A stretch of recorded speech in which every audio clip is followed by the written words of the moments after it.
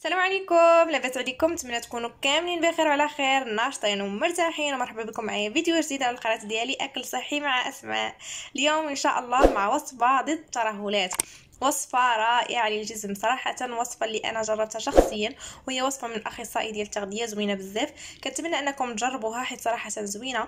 كما كتشوفوا معايا هنايا فهي القوام ديالها زويول، وكذلك مكوناتها اكثر من رائعه. فمن المكونات ديالها خل التفاح وزيت جوز الهند. فيعني ملي كتقولي خل التفاح وزيت جوز الهند يعني كتقولي الجمال الطبيعي لان انا كنعرفوا الفعاليه ديال خل التفاح وجوز الهند على البشره. فكنتمنى ان الوصفه ديال اليوم نال اعجابكم، نخليكم مع الفيديو. اليوم ان شاء الله قلت لكم وصفه رائعه، وصفه زوينه بزاف. فبما انكم يعني بزاف ديال المتتبعات بداو كينقصوا في الوزن، وبداو كينقصوا الوزن يعني واحد الوزن اللي هو كثير، فاكيد كيبدا مشكل ديال الترهلات. وانا جبت لكم الماسك اللي كنديرو او القناع اللي كنديرو، الوصفه اللي كنديرها انا شخصيا، ولقيت عليها لقيت عليها راحتي. وانا صراحه كنت استعملت واحد لي برودوي من عند ديرماتو، يعني طبيبه ديال الجلد، ولكن ما كملتهمش حيت كتعرفوا انها يعني كتبقى مده كثيره باش تعطي لي في. وانا صراحه حاجه الا جربتها شهر وما عطاتنيش يعني واحد النتيجه ما كنقدرش عليها، ما كنقدرش نكملها. يعني خصني ضروري كنبغي نشوف النتيجه في مده اللي هي 15 يوم، شهر صافي، لو ماكسيموم عندي شهر.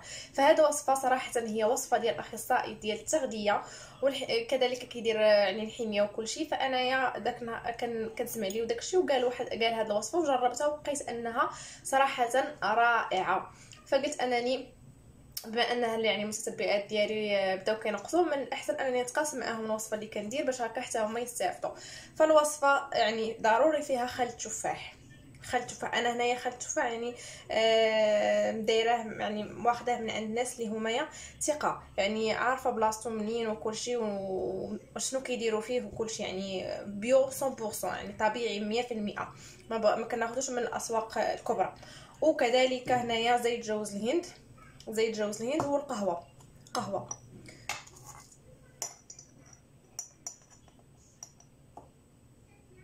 هذا الشكل. فاول حاجه غادي ندير هي انني غادي ناخذ خل التفاح.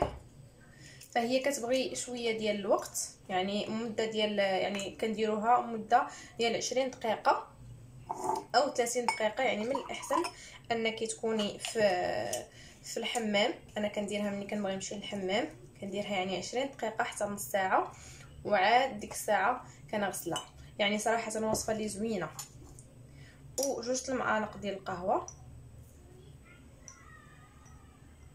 فعلى حساب يعني الكميه اللي غادا تبغي نتيا. في الوصفه الاصليه هي ربع كاس خل التفاح، جوج معالق ديال القهوه، ومعلقه ديال زيت جوز الهند.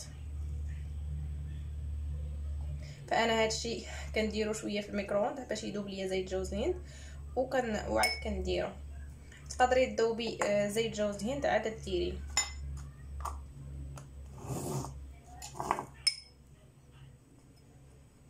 فهي وصفه زوينه صراحه، وصفه اللي هي سريعه التحضير وما غاداش تطلب منا بزاف، وفعاليه ديالها اكبر منها، يعني فعاليتها كبيره بزاف.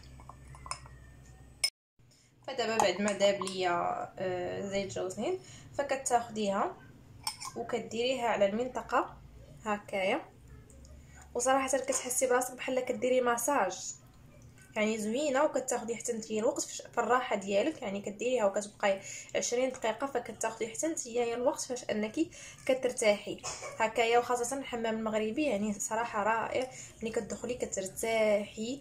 انا كنخليها تقريبا هي الاخر باش هكايا كنديرها كنجلس يعني شويه ديال لا ريلاكساسيون باش هكايا كنرتاح.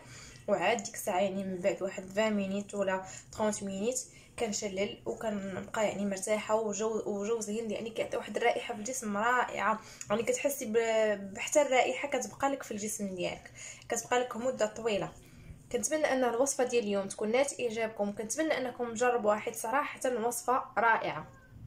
الوصفه رائعه. كما قلت لكم انا جربت شخصيا برودويات اللي من عند طبيبه الجلد صراحه، وما لقيتش فيهم راحتي. ممكن وحده اخرى تقدر يكونوا زعما فادوها، انا لقيت راحتي في هذه الوصفه. كنتمنى ان الوصفه ديال اليوم تكون نالت اعجابكم وتجربوها، وما تنساوش كيف ديما تشتركوا في القناه وتفعلوا الجرس باش توصلوا دائما بجديد الوصفات الصحيه. وقبل يعني غتشوفوا دابا نيت الفرق، يعني مني كديري غير واحد شويه، يعني غير واحد الدقائق، اشنو كيولي اليد ديالك كتولي بيضاء وزوينه ومشدوده، يعني حتى لانه الجلد كيتشد.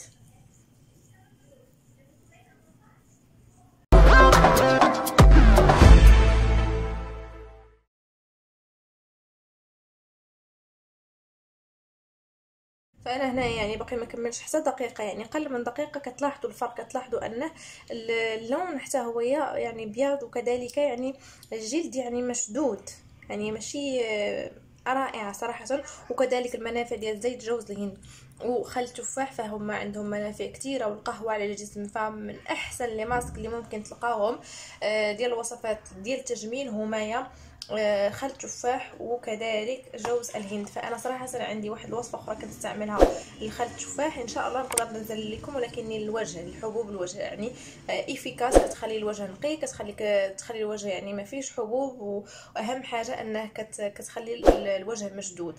كنتمنى ان الوصفه ديال اليوم تكون نالت اعجابكم.